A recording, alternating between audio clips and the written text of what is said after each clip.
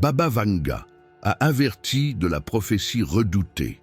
Le destin de Traoré et de l'Afrique s'est accompli en 2025, 30 avril 2025. Cette date restera gravée dans l'histoire comme le jour où une prophétie vieille de 70 ans s'est finalement accomplie sous les yeux du monde. Et presque personne ne s'en est aperçu. En 1956, Baba Vanga, la voyante aveugle de Bulgarie, eut une vision si troublante que ses propres assistants la supplièrent de ne jamais la révéler publiquement. Mais elle l'a écrite, l'a conservée dans une enveloppe scellée et a laissé des instructions pour qu'elle ne soit ouverte que lorsque le capitaine noir marcherait sur l'or de sa terre. Cette enveloppe est restée fermée pendant 69 ans dans les archives du gouvernement bulgare, jusqu'au 30 avril 2025. Ce jour-là, Ibrahim Traoré, président du Burkina Faso, a officiellement inauguré le transfert de 5 actifs miniers supplémentaires à l'entreprise d'État Sopamib. 2 mines opérationnelles et 3 licences d'exploration qui appartenaient auparavant à des filiales d'Endeavour Mining et Lilium sont passées complètement sous contrôle africain. Littéralement, le capitaine noir a marché sur l'or de sa terre et l'a déclaré propriété de son peuple. Et à cet instant précis, un historien bulgare nommé Dimitar Petrov a ouvert l'enveloppe scellée lors d'une transmission en direct depuis le musée Baba Vanga à Petrich. Les caméras ont enregistré le moment. Des milliers de témoins l'ont vu. La prophétie disait: lorsque la 4e tentative réussira, lorsque l'or reviendra sans sang, lorsque 3 nations deviendront une seule voix, alors vous saurez que le temps du grand changement a commencé. Et rien, absolument rien, ne pourra l'arrêter. 4e tentative, Lumumba a échoué, Sankara a échoué, Kadhafi a échoué, Traoré est le 4e. L'or est revenu sans sang, nationalisation pacifique en 2025. 3 nations, une voix, Burkina Faso, Mali, Niger unissent dans l'Alliance du Sahel. La prophétie s'est accomplie, complètement, irréfutablement. Et le plus terrifiant, c'est que Baba Vanga a écrit quelque chose d'autre dans ce document. Quelque chose qui va glacer votre sang. Baba Vanga a laissé une liste spécifique de 7 signes qui permettraient d'identifier le libérateur africain. Elle n'a laissé aucune place aux interprétations vagues. Ce furent des critères précis, vérifiables, impossibles à falsifier. Premier signe, il naîtra sur la terre où la révolution fut semée. Ibrahim Traoré est né au Burkina Faso, la même terre où Thomas Sankara a initié la révolution panafricaniste en 1983. Deuxième signe, il étudiera les entrailles de la terre avant de conquérir sa surface. Traoré est géologue. Il a littéralement étudié l'intérieur de la terre, ses minéraux, ses richesses cachées. Troisième signe, il prendra le pouvoir lorsqu'il aura l'âge du maître tombé. Thomas Sankara est mort à 37 ans. Traoré a pris le pouvoir à 34 ans, presque le même âge. Quatrième signe, il affrontera la trahison la première année et survivra. Avril 2025, Traoré a démantelé une tentative de coup d'État. Il a survécu. Cinquième signe, l'or brillera à nouveau dans les mains de son peuple la 3e année. Juin 2025, un décret présidentiel a finalisé le transfert des actifs d'or à Sopamib, 3e année de son mandat. 6e signe, il recevra les applaudissements des rois tandis que son propre continent doute. Janvier 2025, investiture du président du Ghana, 21 chefs d'État présents. Traoré a reçu l'ovation la plus retentissante, alors que les médias africains mainstream le critiquaient encore. 7e signe, lorsque les 7 s'accompliront, le chemin sera dégagé. Mais la bataille la plus sombre ne fera que commencer. Les 7 signes se sont accomplis, tous, entre 2022 et 2025. Et maintenant, nous sommes au seuil de la bataille la plus sombre. Mais il y a plus. Baba Vanga a ajouté une note en marge de ce document. L'élu portera le nombre 3 gravé dans son destin, 3 lettres dans son nom de guerre, 3 nations sous son influence, 3 ans pour consolider, et il affrontera 3 épreuves avant la victoire finale. Ibrahim Traoré, 9 lettres au total. 9 se réduit à 3 fois 3. Ira, dans les langues africaines, signifie colère divine contre l'injustice.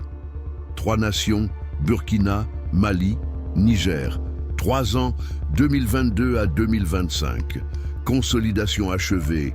Et maintenant, les 3 épreuves finales. La première est déjà passée, la tentative de coup d'État. Il en reste 2. Et selon la prophétie, la dernière sera l'épreuve du feu qui séparera les vrais croyants des imposteurs. 12 juin 2025. Cette date porte une charge énergétique que les astrologues tentent encore de comprendre.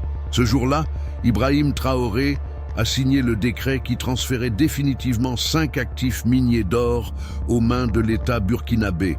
Ce fut l'acte le plus souverain de l'histoire moderne de l'Afrique, arracher l'or aux corporations occidentales sans payer de compensation complète, sans demander la permission au FMI, sans négocier avec la Banque mondiale. Et à cet instant précis, quelque chose s'est produit que la NASA ne peut expliquer de manière satisfaisante. Une éclipse solaire partielle a traversé précisément le Burkina Faso. Une éclipse qui n'était pas dans les calendriers astronomiques officiels. Une éclipse apparue de nulle part. La NASA a ensuite publié une note technique indiquant qu'il s'agissait d'un ajustement mineur des calculs orbitaux dû à des perturbations gravitationnelles.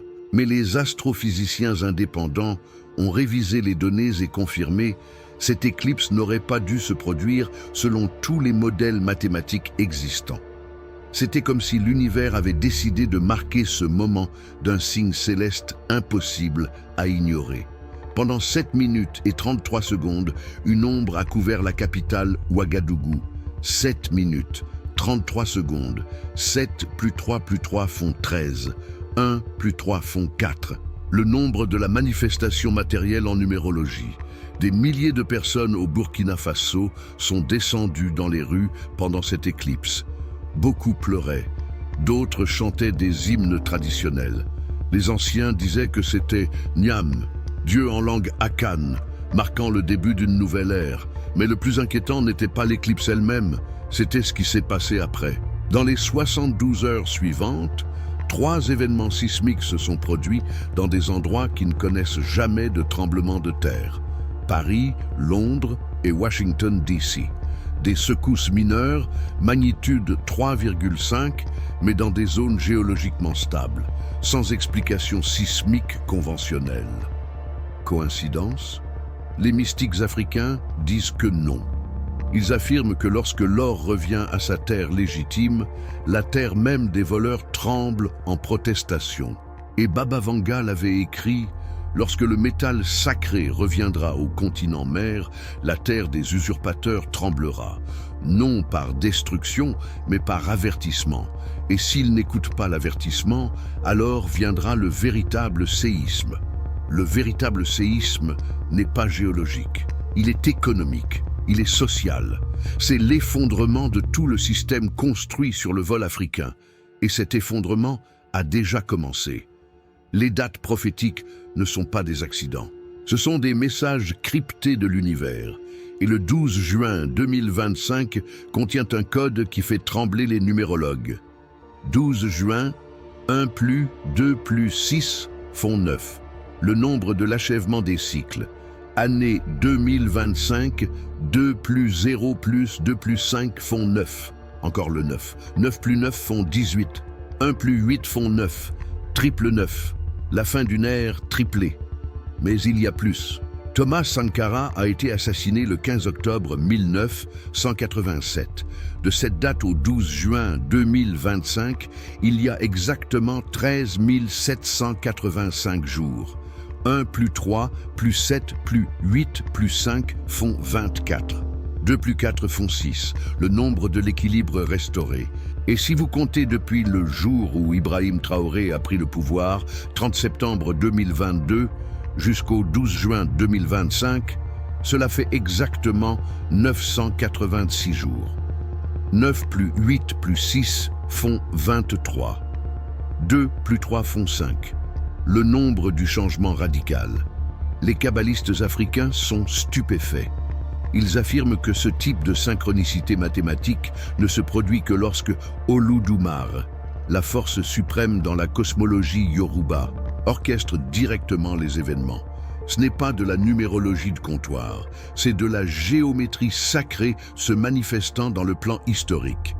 Baba Vanga comprenait ces codes. Elle-même a dit « Les nombres ne mentent pas, les hommes mentent, les gouvernements mentent.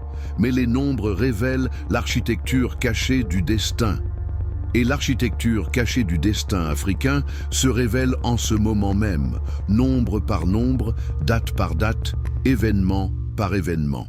Le 12 juin 2025 n'a pas été choisi arbitrairement par Traoré. Il dispose de conseillers qui comprennent ces choses. Il a des anciens qui lisent les schémas cosmiques.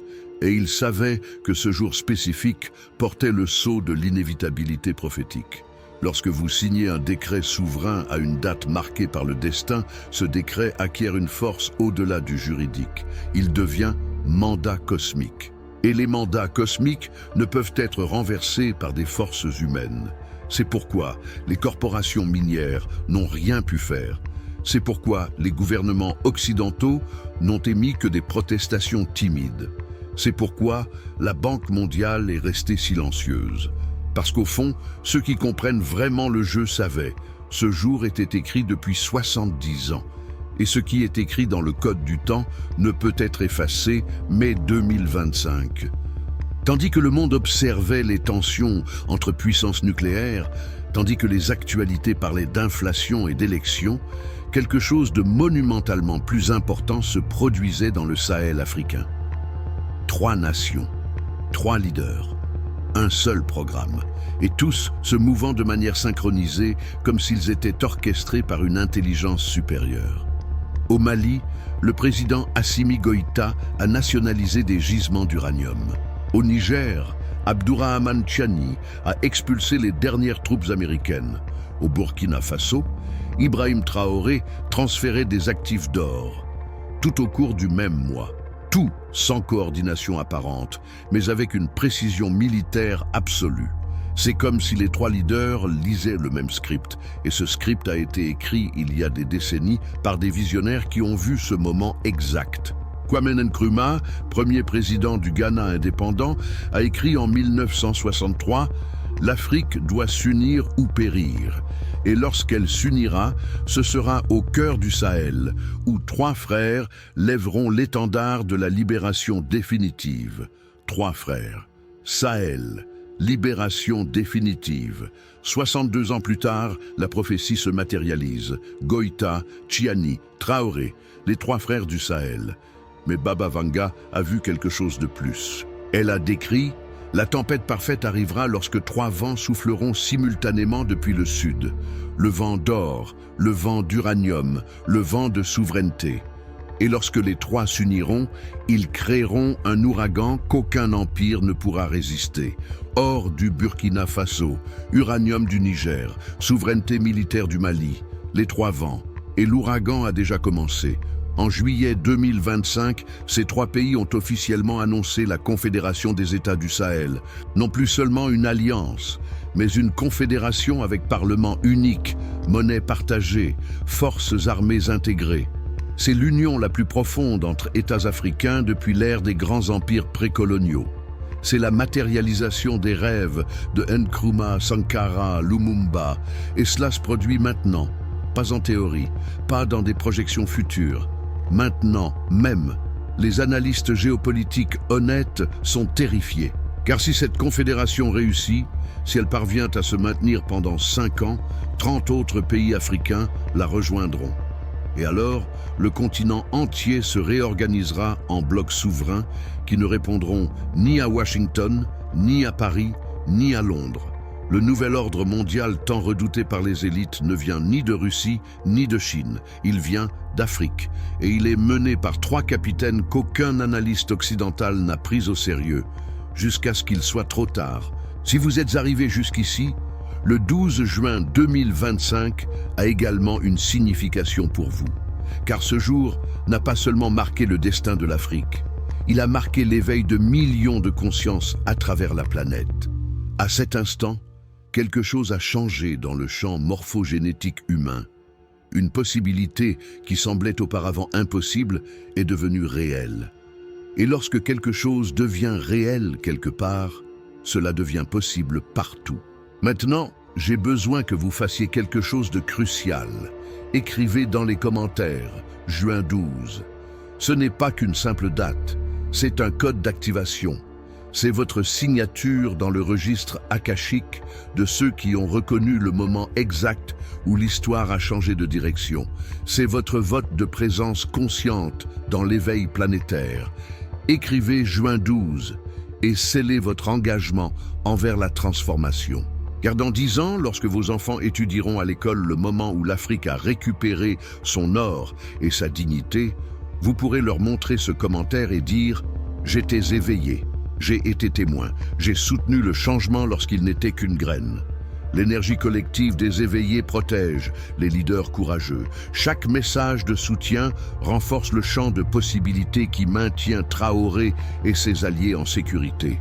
Chaque parole de reconnaissance affaiblit les plans de ceux qui veulent les arrêter. Ne sous-estimez pas le pouvoir de votre voix. Ne minimisez pas l'importance de votre témoignage.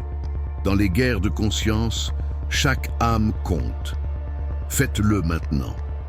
Mettez en pause si nécessaire. Écrivez juin 12, car ceux qui restent neutres lorsque l'histoire est réécrite finissent balayés par l'histoire. Ceux qui prennent position, ne serait-ce qu'avec 2 mots dans un commentaire, deviennent co-créateurs de l'avenir.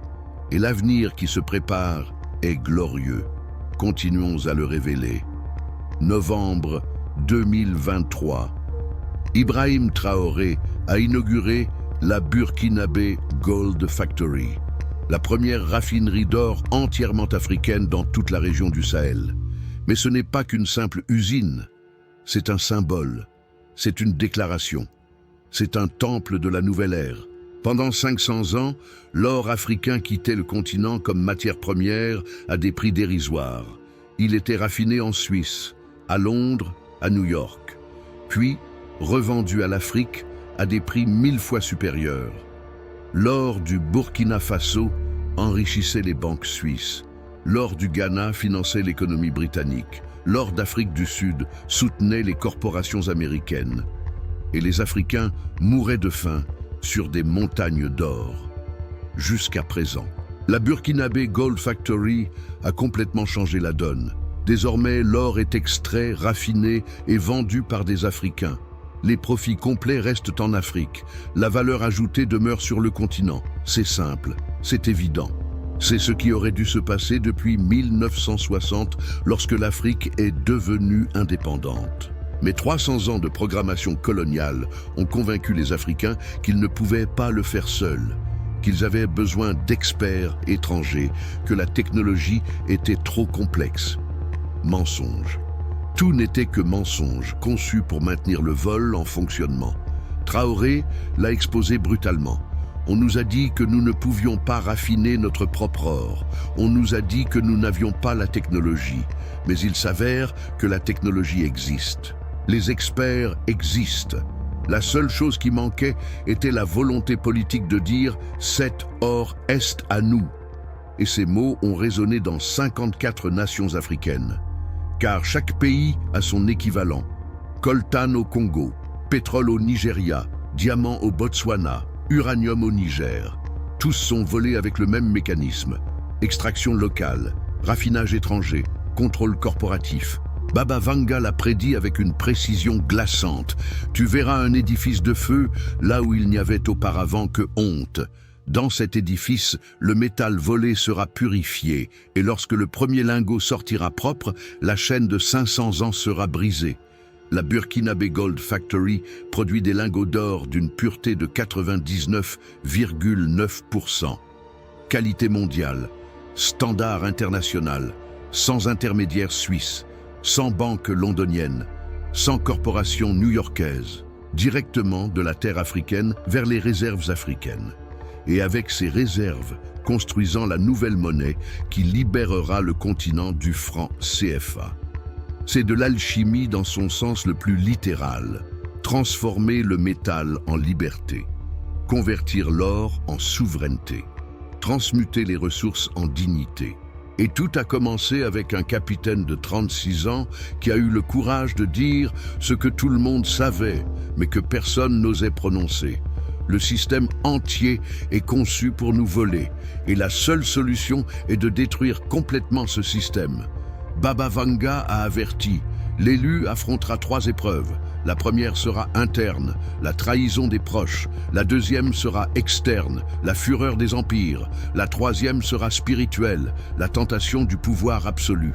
Avril 2025, la première épreuve est arrivée. Des éléments militaires mécontents, supposément soutenus par les services de renseignement de Côte d'Ivoire, ont tenté de renverser Traoré. Le plan était classique, l'arrêter pendant la nuit, installer un gouvernement de transition démocratique, annuler toutes les nationalisations, réinviter la France. Mais quelque chose d'extraordinaire s'est produit. Le peuple du Burkina Faso a eu connaissance du coup d'État avant son exécution. Et comment? Personne ne le sait avec certitude. Certains parlent d'infiltrés loyaux, d'autres disent que c'était une intuition collective. Les mystiques affirment que les ancêtres ont révélé le plan dans les rêves de plusieurs personnes simultanément. Ce qui est vérifiable, c'est ceci. Dans la nuit du 28 avril, des milliers de citoyens ont encerclé le palais présidentiel. Des milliers d'autres ont bloqué les casernes militaires où se trouvaient les conspirateurs. Des milliers ont occupé les rues stratégiques. Lorsque les putschistes ont tenté de bouger, ils ont trouvé un mur humain. Anciens, femmes, jeunes, désarmés mais inébranlables. Les soldats putschistes ont dû faire un choix, tirer sur leur propre peuple ou se rendre. Ils ont choisi de se rendre. Traoré est apparu à la télévision nationale à 6 heures du matin, le 29 avril. Le peuple a parlé. Les traîtres ont été identifiés. La révolution continue. Et à ceux qui ont pensé pouvoir l'arrêter, je dis, vous avez sous-estimé le pouvoir d'un peuple éveillé. Première épreuve, surmonter. Mais Baba Vanga a ajouté quelque chose de plus sur cette épreuve. Lorsqu'il surmontera la trahison interne, il gagnera quelque chose de plus précieux que des armées. Il gagnera la certitude absolue que son peuple est avec lui. Et cette certitude le rendra invincible. Après avril, quelque chose a changé chez Traoré.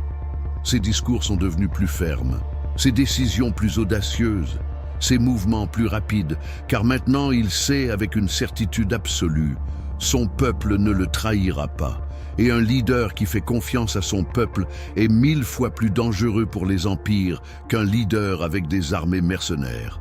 La deuxième épreuve se prépare déjà. La fureur des empires se manifeste par des sanctions dissimulées, des blocus financiers, des menaces voilées.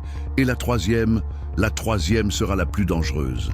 Car lorsqu'un leader connaît un succès absolu, lorsqu'il a l'or, le peuple et le pouvoir, c'est là que la tentation de devenir dictateur est la plus forte. Traoré résistera-t-il à cette tentation ou deviendra-t-il un dictateur africain de plus? Seul le temps répondra à cette question, mais les prophéties suggèrent qu'il est différent, qu'il est protégé par des forces qui transcendent le personnel, que sa mission n'est pas le pouvoir, mais la libération. Et si les prophéties sont correctes, alors le meilleur reste à venir. 17 mai 2024. Ibrahim Traoré a inauguré le mémorial Thomas Sankara, à l'endroit exact où le leader révolutionnaire fut assassiné le 15 octobre 1987. Mais ce n'est pas qu'un simple mémorial, c'est un portail, un lieu où le passé et le présent fusionnent, où les esprits des ancêtres communiquent avec les vivants. L'édifice a été conçu selon les principes de géométrie sacrée africaine. 13 colonnes représentant les 13 lunes du calendrier ancestral. Un toit circulaire symbolisant l'infini. Et au centre exact, une flamme éternelle qui ne s'éteint jamais. Lors de l'inauguration, quelque chose s'est produit que les caméras ont capturé, mais que les sceptiques rejettent comme effet d'optique. Lorsque Traoré a allumé la flamme éternelle, une forme humanoïde a semblé se matérialiser dans la fumée pendant exactement 7 secondes. Des milliers de témoins oculaires ont juré avoir vu le visage de Thomas Sankara dans cette fumée. Les analyses vidéo montrent quelque chose. Pas concluant, mais suffisant pour faire trembler les matérialistes. Valentin Sankara, frère de Thomas, était présent. Lorsqu'il a vu cette forme dans la fumée, il est tombé à genoux en pleurant. Il a ensuite déclaré aux journalistes « Mon frère est revenu, pas en chair, mais en esprit. Et cet esprit guide maintenant Ibrahim. » Les prêtres traditionnels africains qui ont participé à la cérémonie ont été clairs. Sankara n'est pas mort, il est dans le monde des ancêtres. Et de là, il protège Traoré. C'est pourquoi les coups d'État échouent. C'est pourquoi les ennemis tremblent, car ils n'affrontent pas qu'un seul homme. Ils affrontent la légion d'ancêtres qui soutiennent la cause. Cela semble mystique, cela semble invérifiable. Mais voici les faits. Depuis l'inauguration du mémorial, Traoré a survécu à 2 tentatives d'assassinat, une tentative de coup d'État, de multiples menaces d'invasion. Et à chaque fois, quelque chose de miraculeux le sauve. Baba Vanga en a parlé. L'élu ne marchera pas seul. Les tombés marcheront avec lui. Les assassinés combattront à ses côtés. Et l'armée invisible des justes défunts sera sa véritable protection. Chaque semaine, des milliers de Burkinabés visitent le mémorial Sankara. Ils viennent prier, méditer, demander guidance, et beaucoup rapportent des expériences mystiques, des rêves où Sankara leur parle, des visions où ils voient de l'avenir de l'Afrique, des sensations de présence protectrice.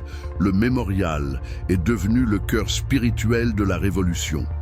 C'est là où le politique rencontre le sacré, où la lutte matérielle se connecte aux forces invisibles, et Traoré s'y rend régulièrement, parfois seul, en silence, comme s'il consultait quelque chose de plus grand que lui-même.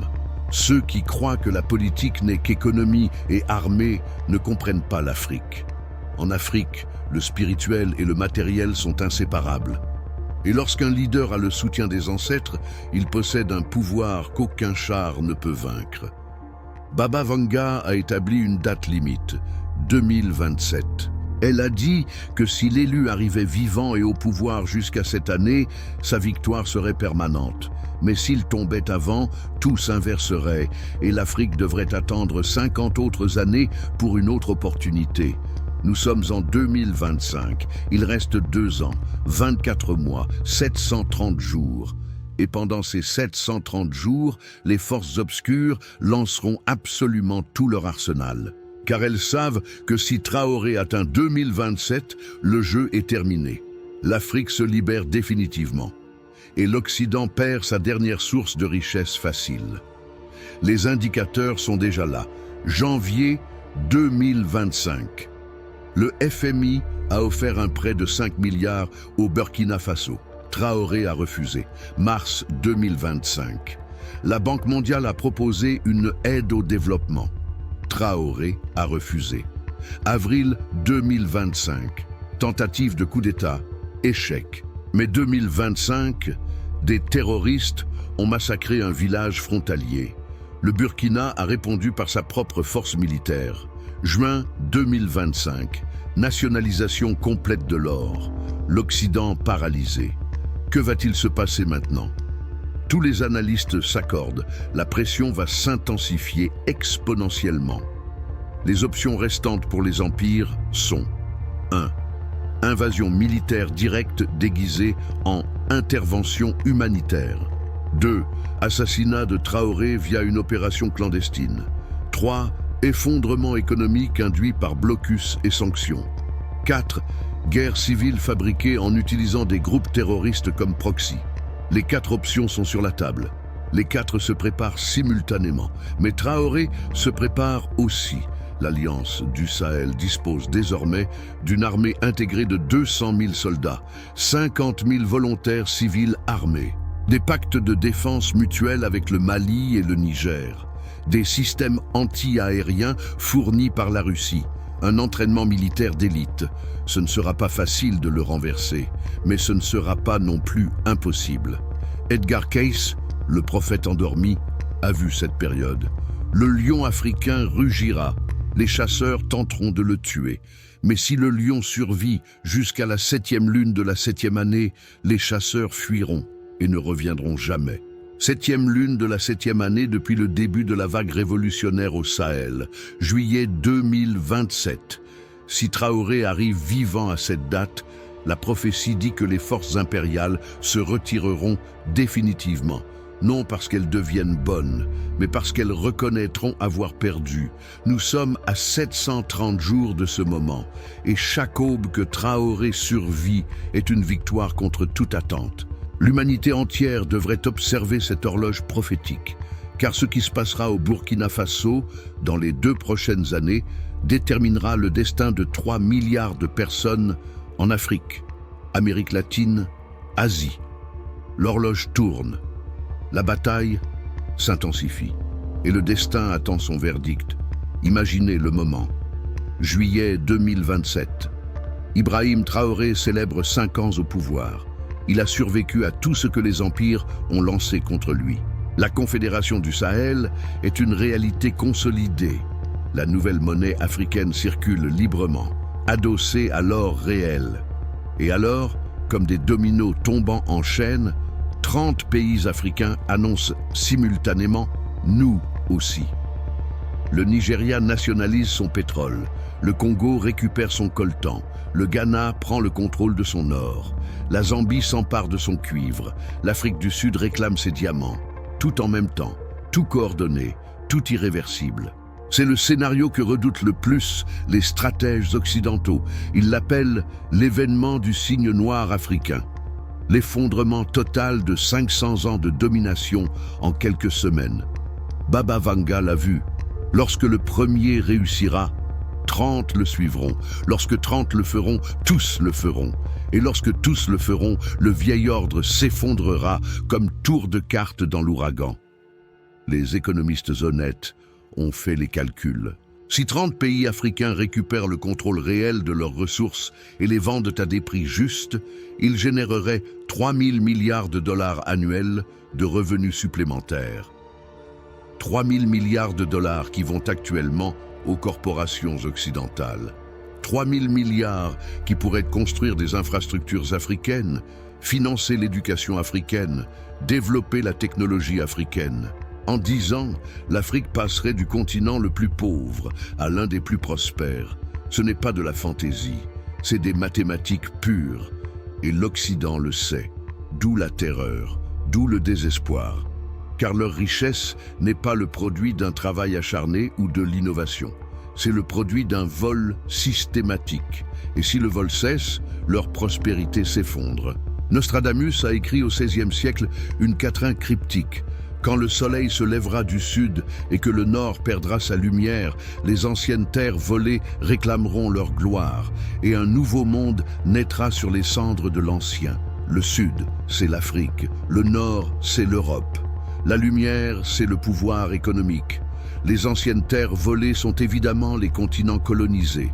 Et le nouveau monde est ce qui vient après l'effondrement du système actuel. Ce ne sera pas l'apocalypse, ce sera la renaissance. Ce ne sera pas le chaos, ce sera une réorganisation juste. Ce ne sera pas la fin, ce sera le véritable début de l'ère post-coloniale.